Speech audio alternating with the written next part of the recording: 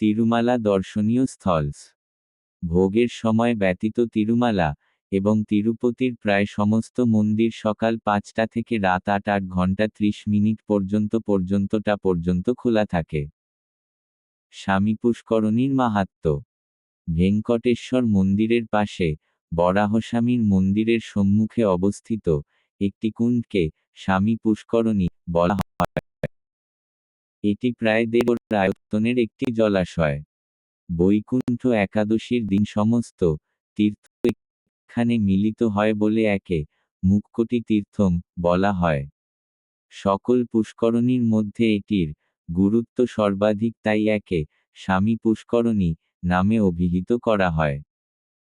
সরস্বতী দেবী ব্রহ্মাণ্ড পুরাণ থেকে।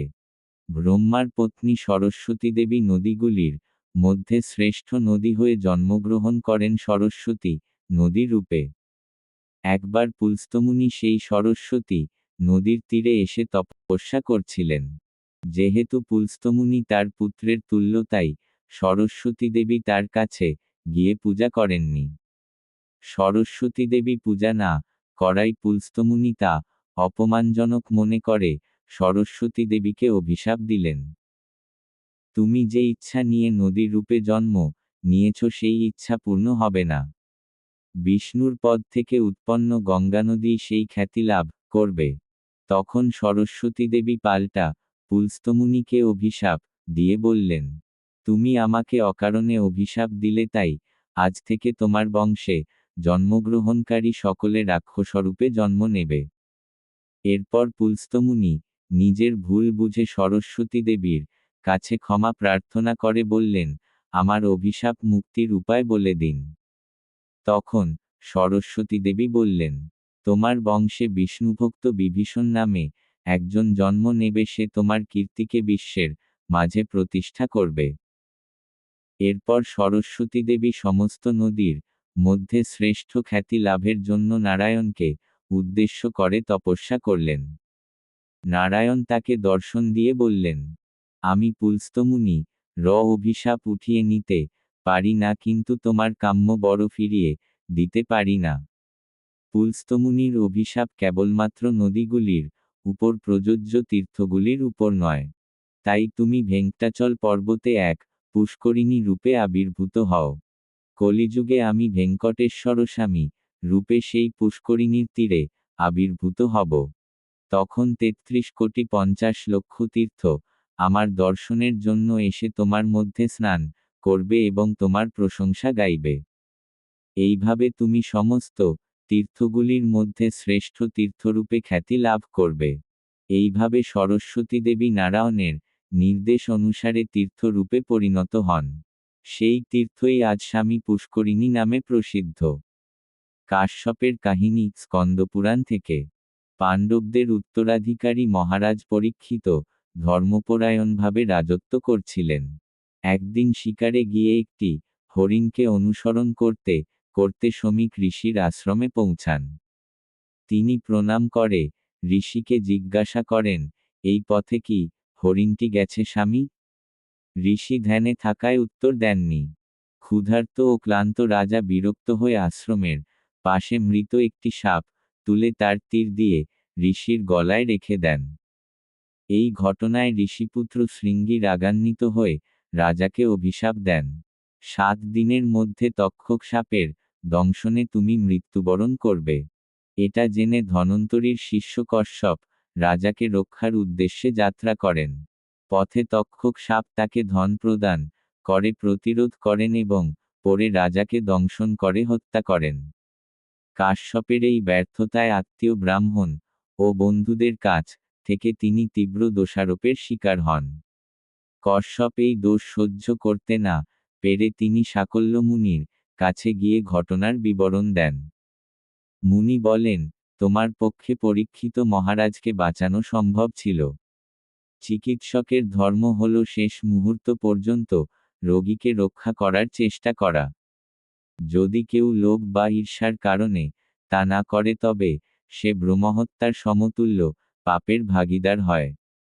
কশ্যপ তার পাপ থেকে মুক্তির সমাধান জানতে চাইলে সাকল্য মুনি বললেন, সুবর্ণমুখী নদীর তীরে ভেঙ্কটাচল পর্বতে অবস্থিত স্বামী পুষ্করিণীতে স্নান করে বরাহস্বামী ও ভেঙ্কটেশ্বর স্বামীর দর্শন কর, তাহলে তোমার পাপ বিনষ্ট হবে। কাশ্যপ তাই করলেন এবং তার পাপ থেকে মুক্তি পেলেন। ধর্মগুপ্ত কি কথা। চন্দ্রবংশীয় রাজা নন্দ তপস্যার জন্য বনে গমন করেন এবং তার পুত্র ধর্মগুপ্তকে রাজ্যের ভার দেন। একদিন ধর্মগুপ্ত শিকারে গিয়ে রাতে একটি গাছে আশ্রয় নেন, যেখানে একটি ভাল্লুক বাস করছিল। পরে একটি সিংহ এসে নিচে দাঁড়িয়ে থাকে। ভাল্লুক বলেন, ভয় পেও না, আমি তোমাকে ক্ষতি করব না। তুমি আমার উরুতে শুয়ে রাতের প্রথম ভাগে বিশ্রাম নাও, পরে আমি বিশ্রাম নেব। পরে সিংহ ভাল্লুককে ফুসলিয়ে বলে, রাজাকে ফেলে দাও, আমি তাকে খেয়ে নেব। ভাল্লুক জবাব দেয়, বিশ্বাসঘাতকতার পাপ বহু যজ্ঞ করেও মোচন হয় না, আমি তা করব না। কিন্তু যখন রাজা ঘুম থেকে উঠে সেই একই প্রস্তাবে সম্মত হয়ে ভাল্লুককে ফেলে দেন, ভাল্লুক গাছের ডাল ধরে নিজেকে রক্ষা করে বলেন, আমি ভৃগুবংশীয় এক ব্রাহ্মণ। তুমি আমার সাথে বিশ্বাসঘাতকতা করেছ, এর ফলে তুমি পাগল হয়ে পড়তে পারো। ভাল্লুক সিংহকে বলেন, তুমি একসময় যক্ষ ছিলে এবং আপনি আপনার পত্নী নগ্নভাবে গৌতম ঋষির আশ্রমে প্রবেশ করেছিলে, তাই ঋষির অভিশাপে তুমি সিংহে পরিণত হও। এই কথার মাধ্যমে সিংহের অভিশাপ মোচন হয় এবং সে পুনরায় যক্ষ রূপে ফিরে আসে। যক্ষ বলেন, তুমি আমার পূর্বজন্ম প্রকাশ করেছ বলেই আমি মুক্ত হয়েছি। তারপর যক্ষ ভাল্লুককে প্রণাম করে তার নিজস্ব লোকালয়ে ফিরে যান। ধর্মগুপ্ত যখন পাগল হয়ে রাজ্য জুড়ে ঘুরে বেড়াচ্ছিলেন, তখন তার মন্ত্রীরা তাকে বনে নিয়ে গিয়ে তার পিতা নন্দকে জানালেন, আপনার পুত্র ধর্মগুপ্ত পাগল হয়ে গিয়েছেন। এই কথা শুনে নন্দ পুত্রকে জৈমিনী ঋষির আশ্রমে নিয়ে যান ও পাগলামির কারণ জানতে চান। জৈমিনী ঋষি তখন তাকে 9 ঘটনার সমস্ত বিবরণ দেন। নন্দ জৈমিনী ঋষিকে প্রার্থনা করে বলেন, আমার পুত্র যে পাপ করেছে এবং যে ভাল্লুকের অভিশাপে সে কষ্ট পাচ্ছে তা দূর করার উপায় বলুন। জৈমিনী ঋষি বলেন, তুমি যদি ভেঙ্কটাচল পর্বতের স্বামী পুষ্করণীতে তোমার পুত্রকে স্নান করাও, তবে সে পাপ ও অভিশাপ থেকে মুক্তি পাবে। নন্দ তার কথামতো কাজ করেন এবং পুত্রকে পুষ্করণীতে স্নান করান। ফলস্বরূপ ধর্মগুপ্ত তার পাপ ও অভিশাপ থেকে মুক্তি লাভ করেন। সুমতি। মহারাষ্ট্রে সুমতি নামে এক ব্রাহ্মণ খারাপ সঙ্গের প্রভাবে এক বারঙ্গনার সঙ্গে বসবাস শুরু করেন। ধীরে ধীরে তিনি মদ্যপান ও চুরির মতো কাজেও জড়িয়ে পড়েন। একদিন ধন চুরির উদ্দেশ্যে তিনি এক ব্রাহ্মণকে হত্যা করেন, যার ফলে তিনি ব্রহ্মহত্যার পাপে দোষী হন। এই দুর্দশার কথা তিনি তার পিতা যজ্ঞদেবকে জানান। যজ্ঞদেব তাকে দুর্বাসা মুনির কাছে নিয়ে যান এবং তার পুত্রকে পাপমুক্ত করার জন্য প্রার্থনা করেন। দুর্বাসা মুনি বলেন, ভেঙ্কটাচল পর্বতের স্বামী পুষ্করণীতে স্নান করাও।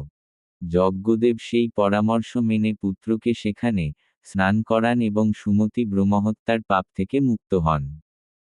বরাহস্বামী মন্দির।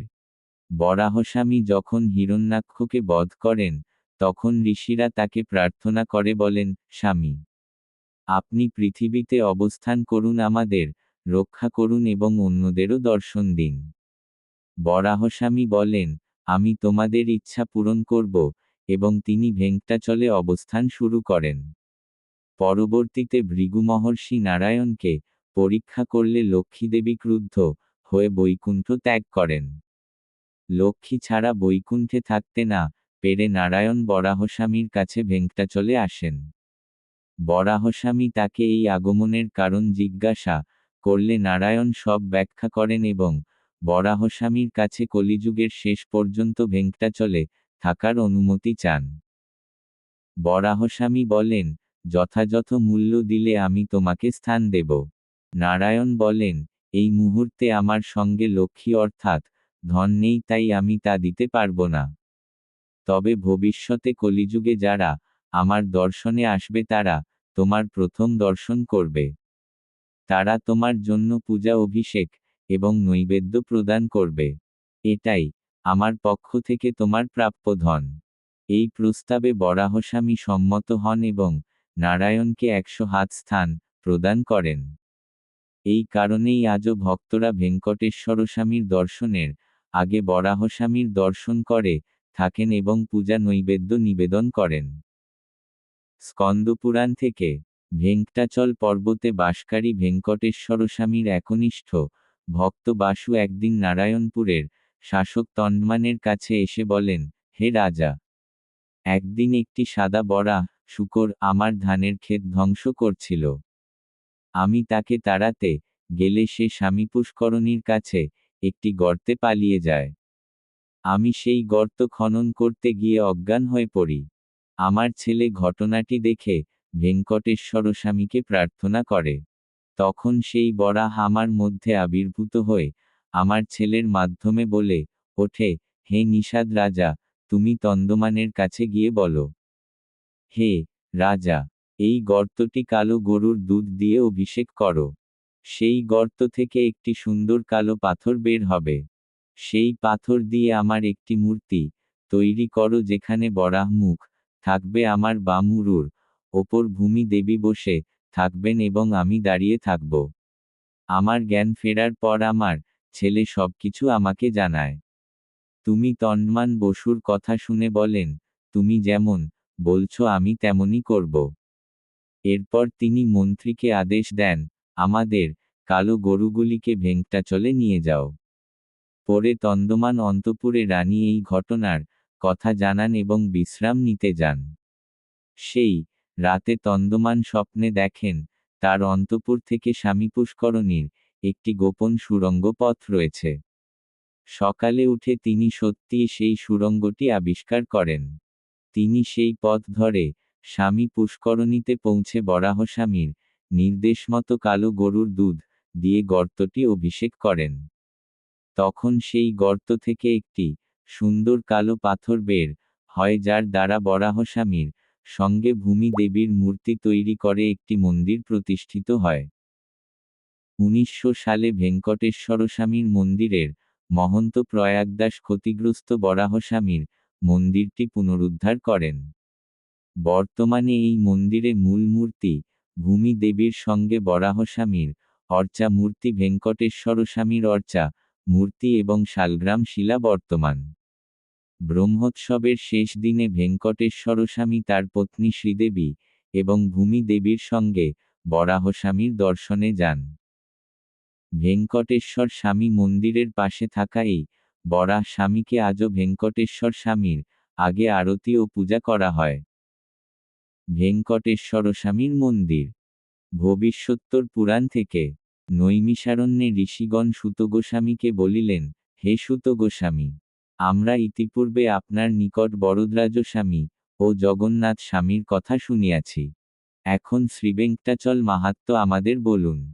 এইরূপ প্রার্থনায় সূত গোস্বামী নিম্নরূপ বলিলেন। পূর্বে গঙ্গার তীরে মুনিগণ একটি যজ্ঞ করিতেছিলেন। সেই সময় নারদমুনি সেখানে গিয়া সকল মুনিদের বলিলেন, এই যজ্ঞের ফল ভগবানের উদ্দেশ্যে উৎসর্গ করুন। এই কথা বলিয়া তিনি চলিয়া গেলেন।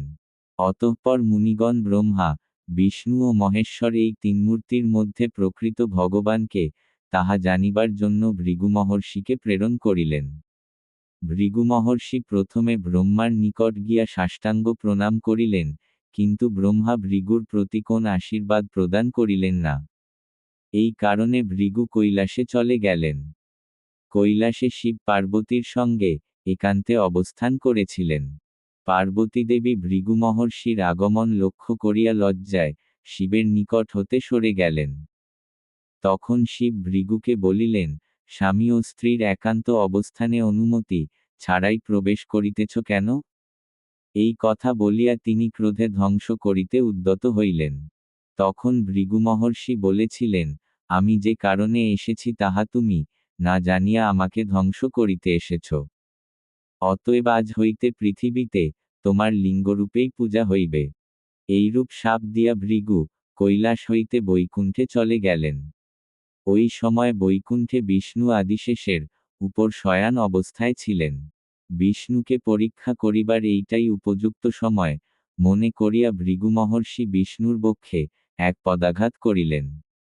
বিষ্ণু উঠে বলিলেন, হে মহর্ষি, আপনার আগমন আমি লক্ষ্য করিতে না পারায় দয়া করিয়া আমাকে ক্ষমা করুন। এইভাবে ক্ষমা প্রার্থনা করিলেন। এরপর তিনি মহর্ষিকে সিংহাসনের উপর বসাইলেন এবং বলিলেন, আমার বক্ষ বজ্রের তুলনায় 8 গুণ কঠিন। এজন্য আপনার পদে ব্যথা হইয়াছে। এই কথা বলিয়া তিনি গরম জলে ভৃগুর পাদ প্রক্ষালন করিয়া সেই জলে ভক্তিভরে নিজের শিরে ছিটাইলেন। তৎপর তিনি গঙ্গার তীরে ফিরিয়া গিয়া মুনিদের সঙ্গে ব্রহ্মা, বিষ্ণু ও মহেশ্বরকে যেভাবে তিনি পরীক্ষা করিয়াছেন তাহা সবিস্তারে বিবরণ দিলেন। মুনিগণ সকলেই নিশ্চিত করিলেন যে বিষ্ণুই প্রকৃত ভগবান এবং তাহার উদ্দেশ্যে যজ্ঞফল উৎসর্গ করিলেন। ভৃগু মহর্ষি ব্রহ্মা, বিষ্ণু এবং মহেশ্বরকে পরীক্ষা করিবার ঘটনা পদ্মপুরাণে এবং ভাগবতে বিদ্যমান। পদ্মপুরাণে ভৃগু মহর্ষি ত্রিমূর্তিদের পরীক্ষা করার পর মুনিগণ সকলেই বিষ্ণুই পরমাত্মা এই সিদ্ধান্তে উপনীত হয়ে যজ্ঞফল বিষ্ণুকে উৎসর্গ করিলেন। ভাগবতে শুকদেব গোস্বামী পরীক্ষিত মহারাজকে বলিলেন, কিছু লোক বিশ্বাস করেন যে এই সৃষ্টি ব্রহ্মা সৃষ্টি করেছেন, কিছুজন মনে করেন শিব সৃষ্টি করেছেন, আবার কিছু লোক বলেন বিষ্ণুই সৃষ্টি করেছেন। সরস্বতী নদীর তীরে অধিষ্ঠিত মুনিগণ সমগ্র মানবজাতির এই সন্দেহ দূরীকরণের উদ্দেশ্যে ব্রহ্মা, বিষ্ণু এবং মহেশ্বরকে পরীক্ষা করার জন্য ভৃগু মহর্ষিকে পাঠান। ভৃগু মহর্ষি তাদের পরীক্ষা করার পর নিশ্চিত করেন যে ব্রহ্মা, বিষ্ণু এবং মহেশ্বরের মধ্যে বিষ্ণুই পরমাত্মা। ব্রহ্মদেব এবং শিব সাধারণ দেবতা নন। তারা অতীত, বর্তমান এবং ভবিষ্যৎ সম্পর্কে জ্ঞানসম্পন্ন দেবতা। তবুও কিছু কিছু ক্ষেত্রে তারা রজগুণ এবং তমগুণের প্রভাবে আচরণ করেছেন বলে পুরাণে দেখা যায়।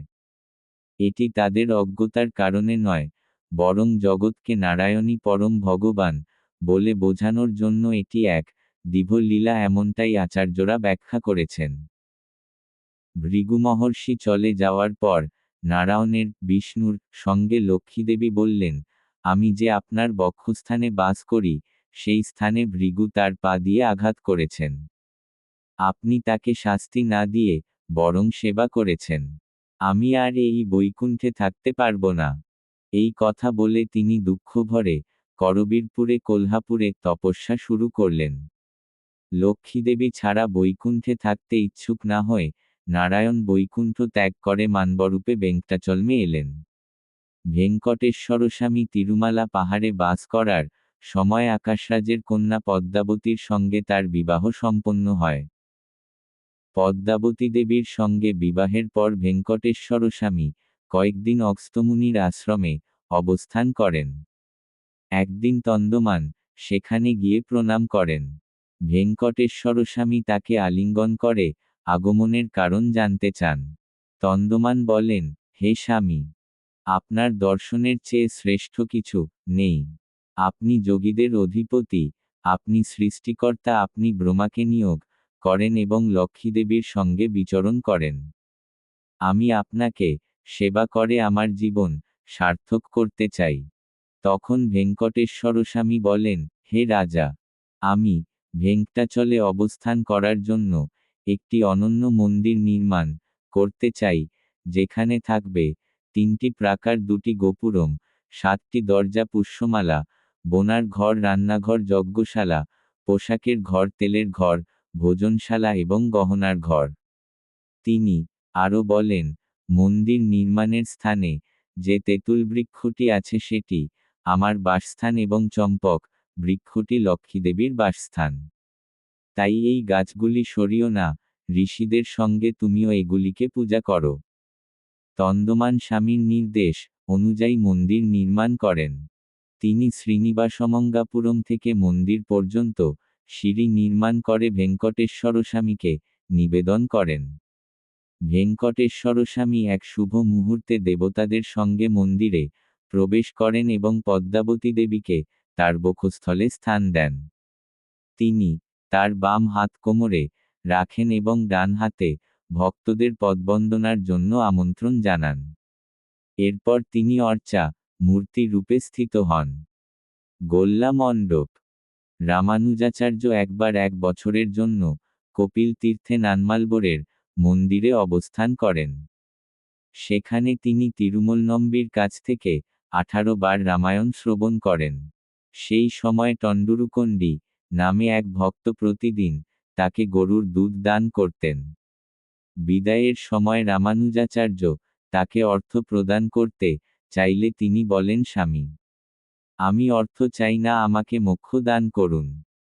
রামানুজাচার্য বলেন, মোক্ষ কেবল ভেঙ্কটেশ্বর স্বামীই দিতে পারেন। তুমি তাকেই প্রার্থনা করো। টন্ডুরুকন্ডি অনুরোধ করেন, আমি জানি না স্বামী আমার প্রার্থনায় সন্তুষ্ট হবেন কিনা। অনুগ্রহ করে আপনি তার নামে একটি চিঠি লেখেন যেখানে আমার জন্য মোক্ষ প্রার্থনা থাকবে। রামানুজাচার্য তখন চিঠিতে লেখেন, ওহে ভেঙ্কটেশ্বর স্বামী, এই নারী আমাকে প্রতিদিন দুধ প্রদান করেছেন এবং বিনিময়ে মোক্ষ প্রার্থনা করছেন। অনুগ্রহ করে তাকে মোক্ষ দান করুন। টন্ডুরুকন্ডি তিরুমলায় এসে স্বামী পুষ্করণীতে স্নান করেন এবং ভেঙ্কটেশ্বর স্বামীর দর্শন করেন। এরপর তিনি সেই চিঠি স্বামীর পদতলে রেখে কাঠ সাজিয়ে একটি চিতায় প্রবেশ করে দেহত্যাগ করেন। তার এই ভক্তিতে ভেঙ্কটেশ্বর স্বামী সন্তুষ্ট হয়ে তাকে পুষ্পক বিমানে বৈকুণ্ঠে নিয়ে যান। তিনি যেখানে দেহত্যাগ করেছিলেন সেই স্থানেই বর্তমানে গোল্লমণ্ডপ নামক মণ্ডপটি অবস্থিত, যা মন্দিরের প্রথম গোপুরমের সামনে। ভেঙ্কটেশ্বর স্বামী মন্দিরের সামনে আজও আমরা এই গোল্লা মণ্ডপটি দর্শন করতে পারি। তিরুমল নম্বির মন্দির গৃহ। ভেঙ্কটেশ্বর স্বামীর শুদ্ধ ভক্তদের মধ্যে তিরুমালা নম্বি একজন। তিরুমালা নম্বি 973 সালে জন্মগ্রহণ করেন। তাকে শ্রীশৈলপূর্ণ বলেও ডাকা হয়। তিরুমালা নম্বির গুরু ছিলেন যামুনাচার্য। ভেঙ্কটেশ্বর স্বামীর সেবার উদ্দেশ্যে যামুনাচার্য তিরুমালা নম্বিকে ভেঙ্কটাচল পর্বতে পাঠান। তিরুমালা নম্বির বোনের নাম কান্তিমতী দেবী। রামানুজাচার্য এই কান্তিমতী দেবীর কাছেই জন্মগ্রহণ করেন। তিরুমালা নম্বি রামানুজাচার্যের জন্মজন্মান্তর বিশ্লেষণ করে তার নাম রাখেন ইলাই আলসর। তিরুমালা নম্বি প্রতিদিন পাপনাশনম থেকে জল নিয়ে ভেঙ্কটেশ্বর স্বামীর অভিষেক করতেন এবং ফুল দিয়ে সাজাতেন। একদিন তিনি পাপনাশনম থেকে জল নিয়ে আসছিলেন, তখন ভেঙ্কটেশ্বর স্বামী একটি বালকের রূপে এসে তার সামনে উপস্থিত হয়ে বলেন, দাদু, দাদু, আমি খুব পিপাসার্ত, একটু জল দিন। তখন তিরুমালা নম্বি বলেন, এই জল পাপনাশনম থেকে ভেঙ্কটেশ্বর স্বামীর জন্য নিয়ে যাচ্ছি। যদি তোমাকে এই জল দিই তবে তা অপবিত্র হয়ে যাবে। আমি আবার পাপনাশনে গিয়ে জল আনতে গেলে স্বামীর অভিষেকে দেরি হবে, তাই তুমি পাপনাশনে গিয়ে জল খাও। এই কথা বলে তিনি এগিয়ে যান। বালকের রূপে থাকা স্বামী পেছনে থেকে একটি তীরে কুণ্ডে ছিদ্র করেন এবং সেই জল পান করেন। এই ঘটনায় তিরুমালা নম্বি দুঃখ প্রকাশ করেন। তখন বালক একটি তীর দিয়ে পাহাড়ে আঘাত করেন এবং সেই পাহাড় থেকে জল প্রবাহিত হতে থাকে। বালক তখন বলেন, দাদু, এখন থেকে আর পাপনাশনম থেকে জল আনার দরকার নেই। এই পাহাড় থেকে যে জল বের হচ্ছে সেটি ভেঙ্কটেশ্বর স্বামীর অভিষেকের জন্য নিয়ে যান। এই কথা বলেই বালক তিরুমালা নম্বির চোখের সামনে অদৃশ্য হয়ে যান। তখন তিরুমালা নম্বি নিশ্চিত হন যে সেই বালকই ভেঙ্কটেশ্বর স্বামী ছিলেন। সেই থেকে তিনি সেই জলই ব্যবহার করতে থাকেন। যেহেতু জল পাহাড় থেকে উৎসারিত হচ্ছিল, সেই কারণে সেই জলের নাম হয় আকাশগঙ্গা। আজও তিরুমালা নম্বির বংশধররাই আকাশগঙ্গা থেকে সেই জল রূপার কলসিতে করে হাতির পিঠে করে নিয়ে আসেন। আকাশগঙ্গার আবির্ভাবের দিন ভেঙ্কটেশ্বর স্বামীর উৎসব বিগ্রহকে আকাশগঙ্গায় নিয়ে যাওয়া হয় এবং সেখানে উৎসব অনুষ্ঠিত হয়।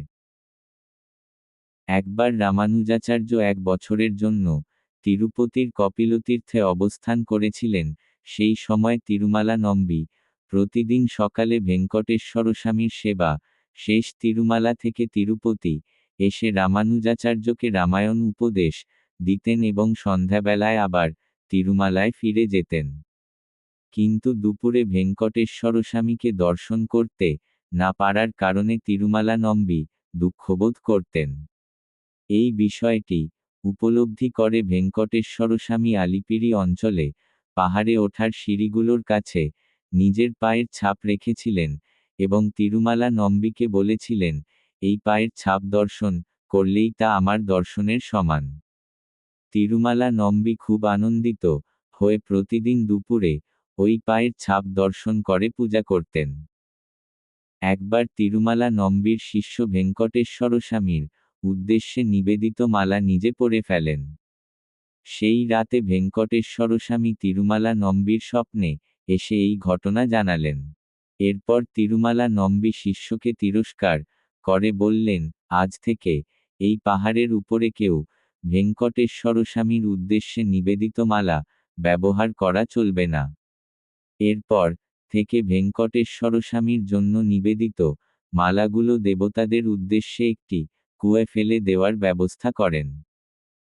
তিরুমালা নম্বি দেহত্যাগের সময় ভেঙ্কটেশ্বরস্বামীকে উদ্দেশ্য করে বলেছিলেন, হে স্বামী, আমি আমার গুরু যামুনাচার্যের আদেশ অনুসরণ করে আপনার সেবা করেছি।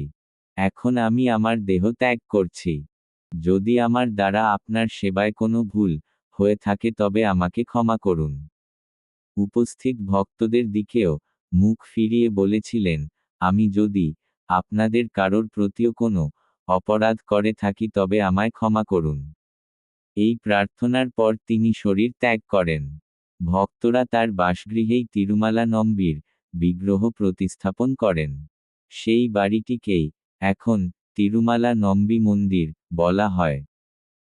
তিরুমালা নম্বির আবির্ভাব দিনে ভেঙ্কটেশ্বরস্বামী শ্রীদেবী ও ভূদেবীর সঙ্গে তিরুমালা নম্বি মন্দিরে এসে তাকে আশীর্বাদ করেন এবং সেখানকার পূজা গ্রহণ করে পুনরায় ফিরে যান।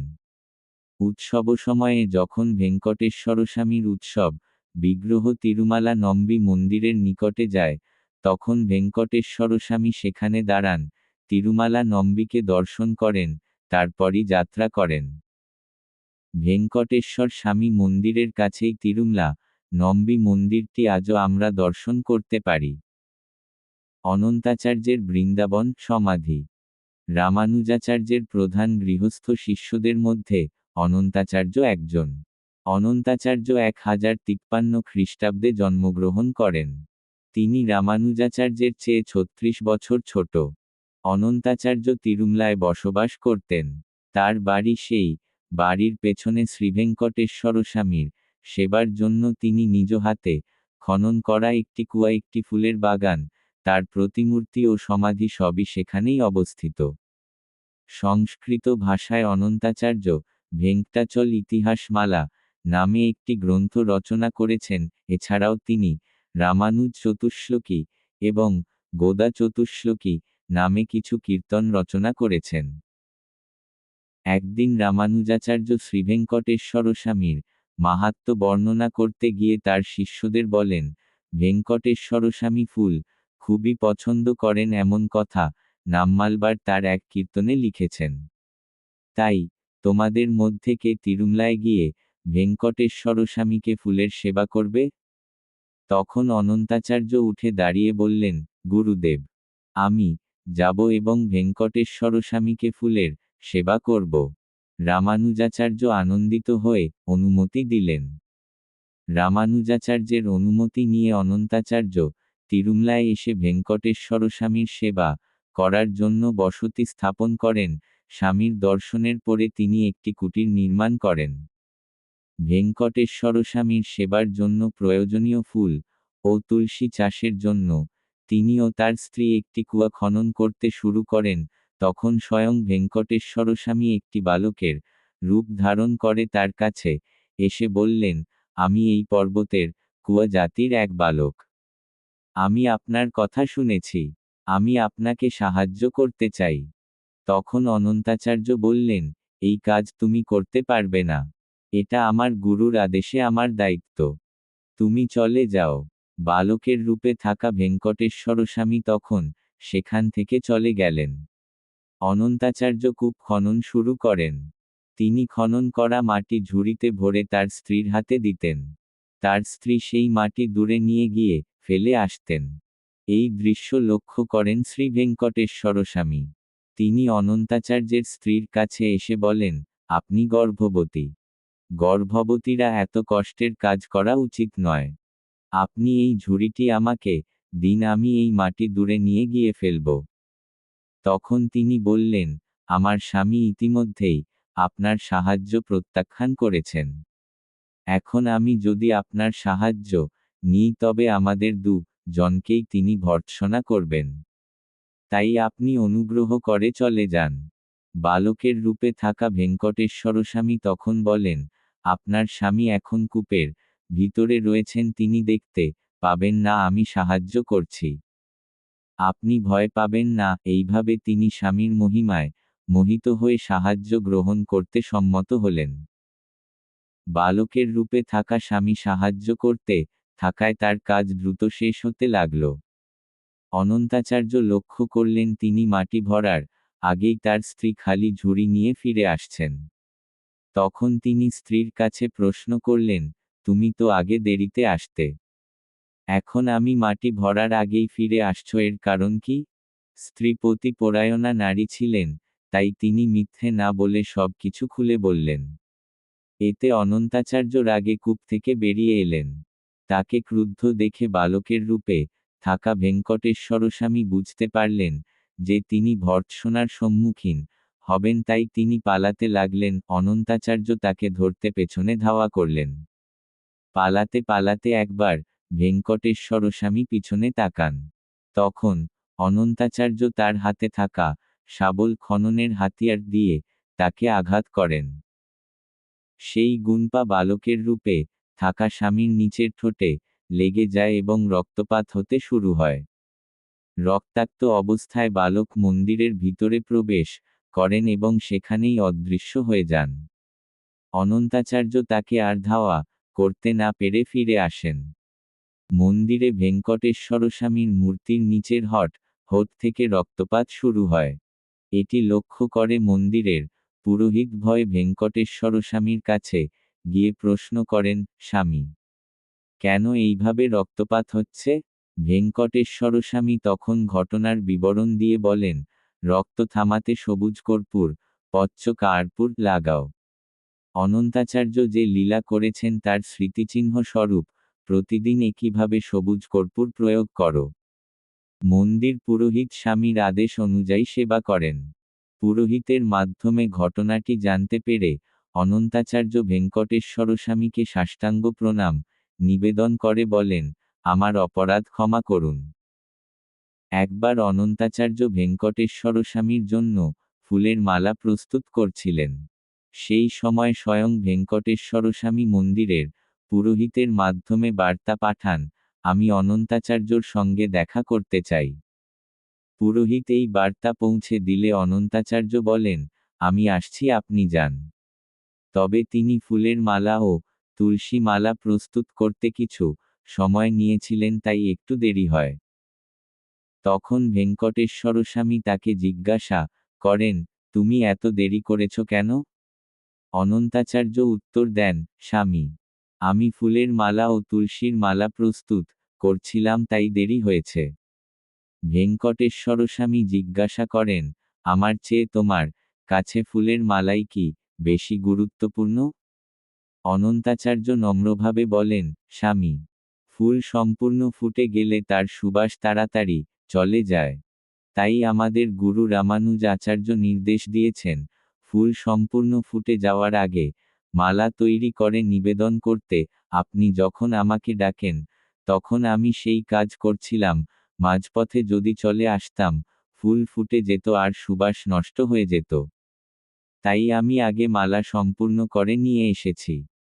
একদিন অনন্তাচার্য বাগানে ফুল তুলছিলেন। তখন একটি সাপ তাকে দংশন করল। তবুও ভেঙ্কটেশ্বর স্বামীর পুষ্পসেবা বিলম্ব না হয় তিনি ফুল তুলে মালা প্রস্তুত করে মন্দিরে নিয়ে এলেন।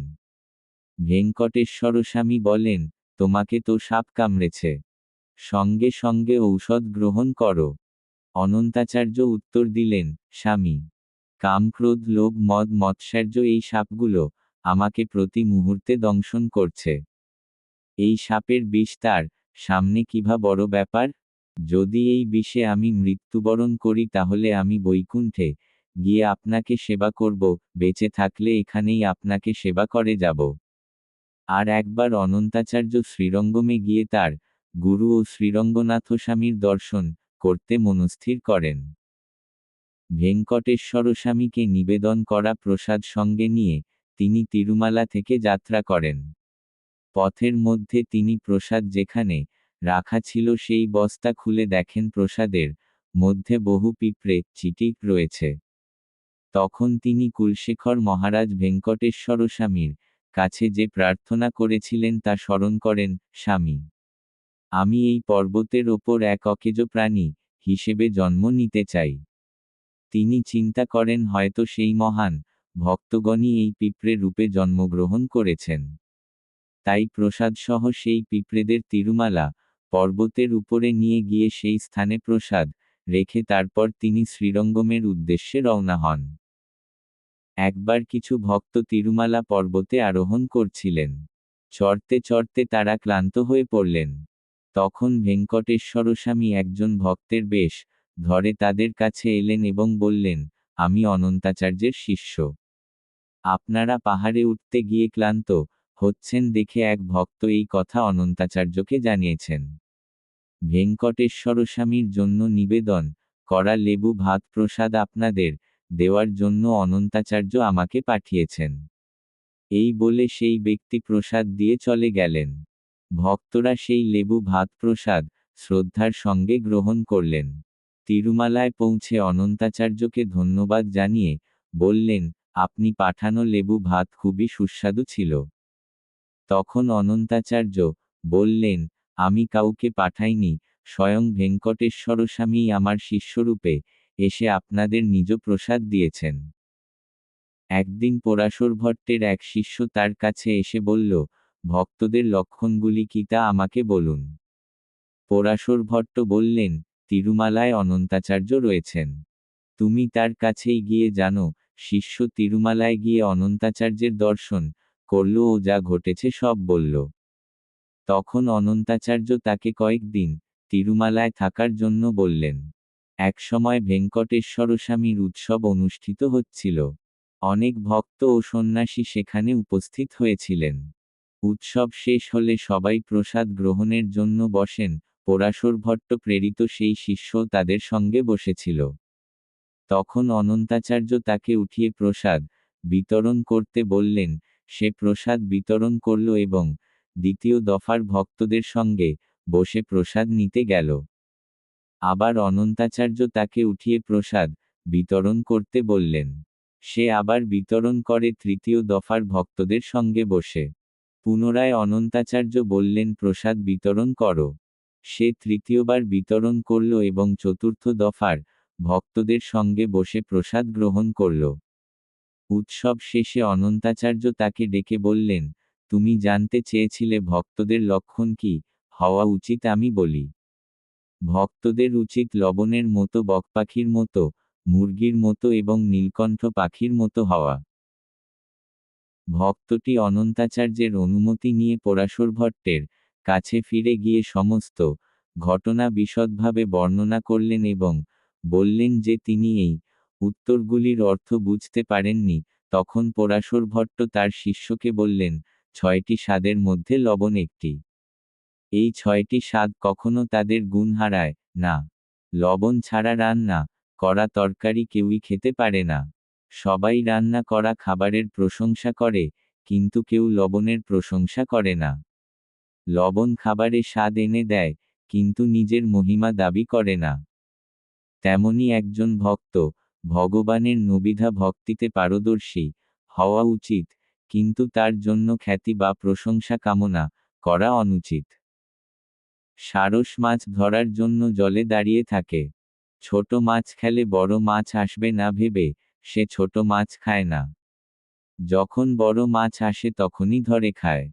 তেমনি ভক্ত যখন সাধনায় থাকে, তখন পূজা, লোভ, খ্যাতি, অষ্টাঙ্গযোগ সিদ্ধি, স্বর্গপ্রাপ্তি, ইন্দ্র ও ব্রহ্মার মতো পদবিগুলি তার সামনে আসে।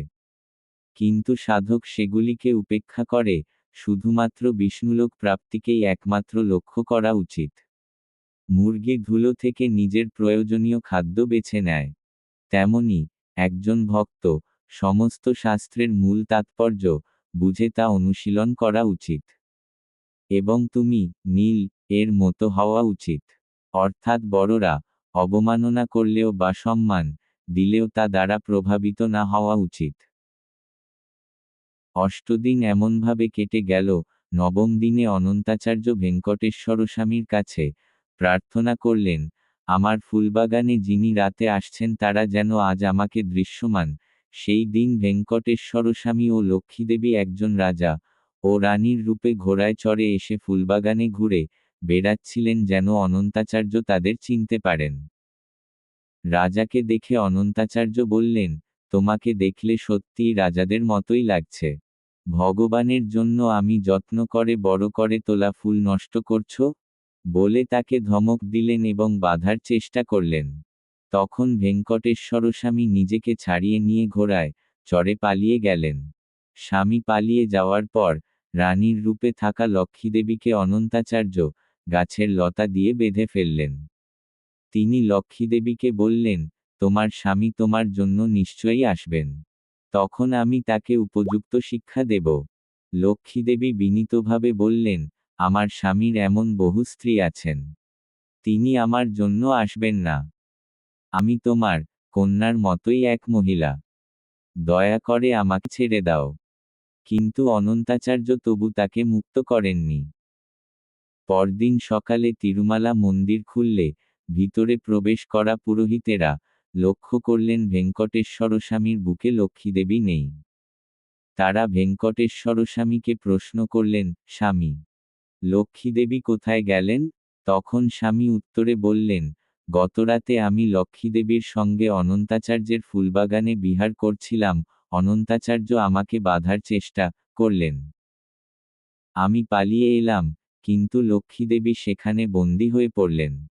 তখন পুরোহিতেরা অনন্তাচার্যের বাগানে ছুটে গেলেন এবং সমস্ত ঘটনা তাকে জানালেন।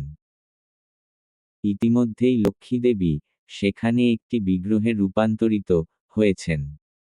অনন্তাচার্য ভক্তিভরে লক্ষ্মীদেবী বিগ্রহকে একটি ঝুড়িতে রেখে মন্দিরে নিয়ে এলেন, ভেঙ্কটেশ্বর স্বামীর বুকে স্থাপন করে ক্ষমা প্রার্থনা করলেন। এই লীলার স্মৃতিস্বরূপ আজও ভেঙ্কটেশ্বর স্বামী ও লক্ষ্মীদেবীকে অনন্তাচার্যের বাগানে নিয়ে গিয়ে পূজা করা হয়। তিরুমালায় অবস্থিত অনন্তাচার্যের সমাধিতে ভেঙ্কটেশ্বর স্বামীর ফুলমালা নিবেদন করে শঠগোপম দ্বারা অনন্তাচার্যকে আশীর্বাদ দেওয়া হয়। অনন্তাচার্যের আবির্ভাব তিথিতেও একই রীতি অনুসরণ করে পূজা সম্পন্ন হয়। অনন্তাচার্যের সমাধি থেকে একটি তালগাছ জন্ম নিয়েছে। ভক্তদের বিশ্বাস, অনন্তাচার্য সেই তালগাছ রূপে পুনর্জন্ম নিয়েছেন। ভেঙ্কটেশ্বর স্বামী মন্দিরের পিছনে এবং তিরুমলা নম্বি মন্দিরের পাশে অনন্তাচার্যের সমাধি ও বাড়ি আজও আমরা দর্শন করতে পারি।